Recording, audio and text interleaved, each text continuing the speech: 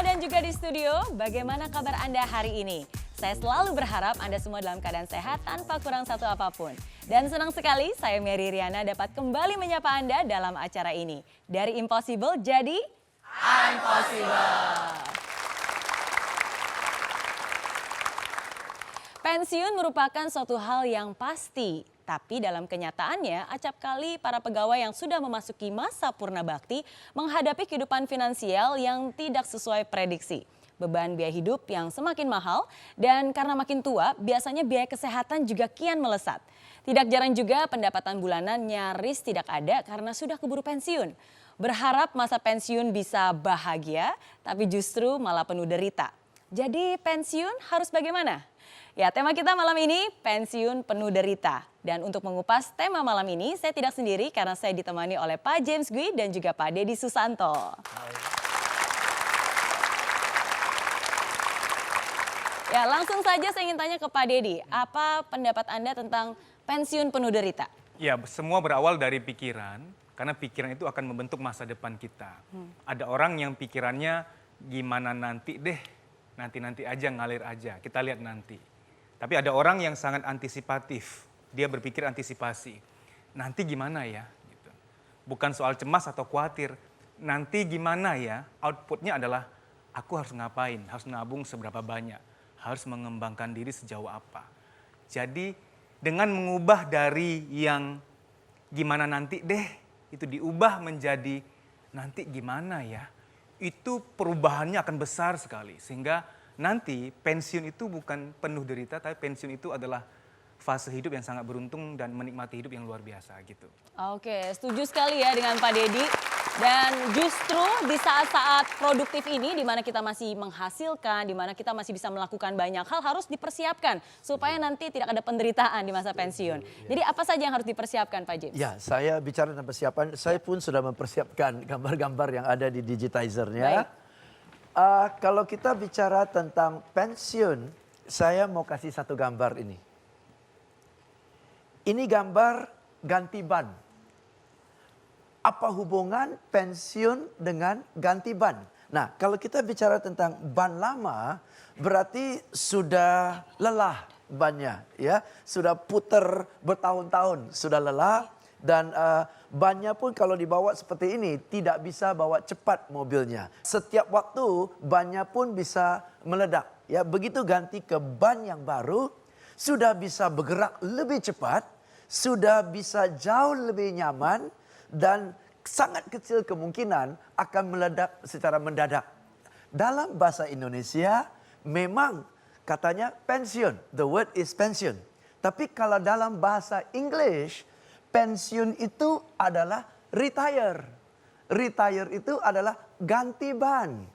Mungkin kita sudah kerja dari usia 25 tahun sampai usia 55 tahun, ya, kelihatannya sudah lelah, tetapi begitu masuk ke usia pensiun, retire, ganti ban.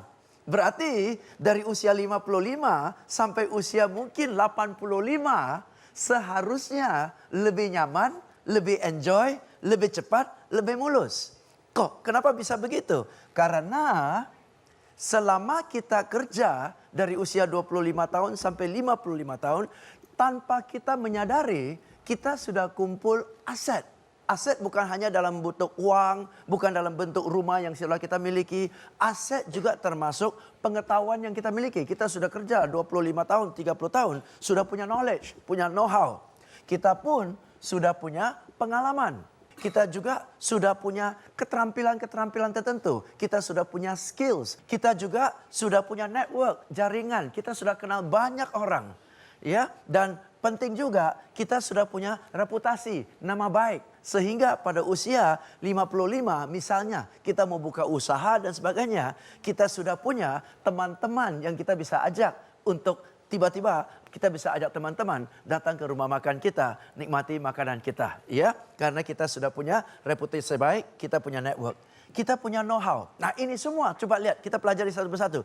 Kita sudah punya kemampuan 25-30 tahun. Bagaimana berkomunikasi sama orang. Bagaimana cara menghandle berbagai macam orang. Orang yang simple, orang yang complicated, orang yang kompleks, orang yang ceria, orang yang bete, orang yang galau. Macam-macam orang kita sudah belajar. Yes, kita sudah belajar bagaimana kalau ada problem solving. Kita sudah belajar bagaimana decision making. Kita sudah belajar organizing skills. Kita sudah belajar writing skills. Cara mensummarikan masalahnya.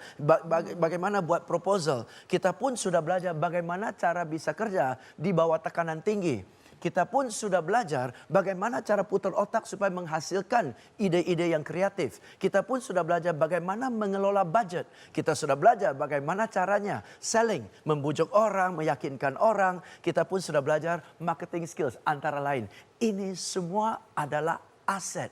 Banyak orang tidak sadar. Dia kira begitu pensiun, habislah saya karena saya tidak miliki apa-apa. Coba bayangkan, ini semua adalah sesuatu yang sangat-sangat ampuh. Maka dari itu kalau kita sadar akan hal itu, semestinya pensiun itu tidak penuh dengan derita. Pensiun itu adalah retire, ganti ban. 30 tahun berikutnya jalan lebih lancar, lebih mulus, lebih tenang, lebih happy. Itulah maksud saya. Oke, terima kasih sekali atas penjelasannya Pak James. Untuk membuat tema kali ini lebih menarik lagi, kami sudah mengundang sosok yang penuh inspiratif dan beliau adalah seorang guru dan juga konsultan manajemen. Beliau juga penemu talent mapping dan banyak sekali memiliki pengalaman untuk memetakan bakat bagi banyak orang. Dan pastinya beliau ini pensiun dan tidak menderita. Langsung saja kita sambut Pak Rama Royani.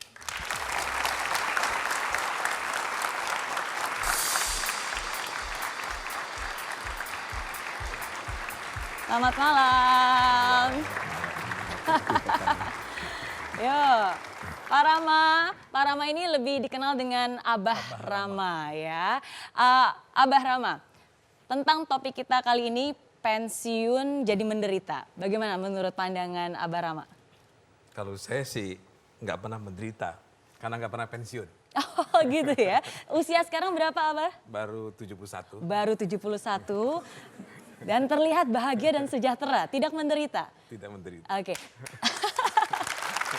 Tapi kalau menurut pandangan Abah Rama sendiri, apa sih yang membuat pensiun itu menakutkan dan bahkan menjadi sebuah penderitaan bagi banyak orang?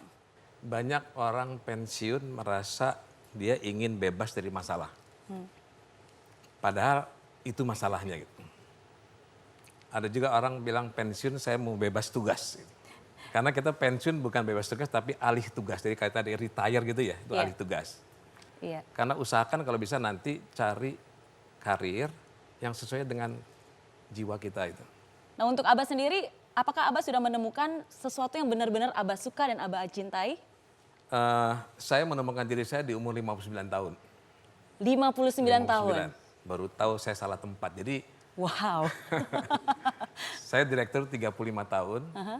Saya pikir cocok di sana. Ternyata saya bisa tapi tidak cocok. Oke. Jadi antara bisa dengan cocok tuh beda sama sekali. Kalau cocok itu harus ada rasa enjoy-nya. Ya. Kalau kita tidak enjoy berarti tidak cocok. Dan Abah baru sadar itu di usia 59 tahun. Berarti tidak ada kata terlambat untuk benar-benar mencari tahu apa sih yang sebenarnya kita bisa dan kita suka. Betul. Ada satu rumus yang Abah pernah sampaikan dan menurut saya sangat mudah untuk diingat yaitu rumus 4E. Nah, apa itu rumus 4E? Jangan dijawab dulu, nanti kita akan bahas setelah yang satu ini karena I'm Possible akan kembali. Dari impossible jadi I'm Possible. Begitu saya lihat loh, kok saya nggak cocok jadi direktur gitu. Padahal saya direktur 35 tahun. Jadi rupanya antara bisa dengan cocok beda sama sekali gitu.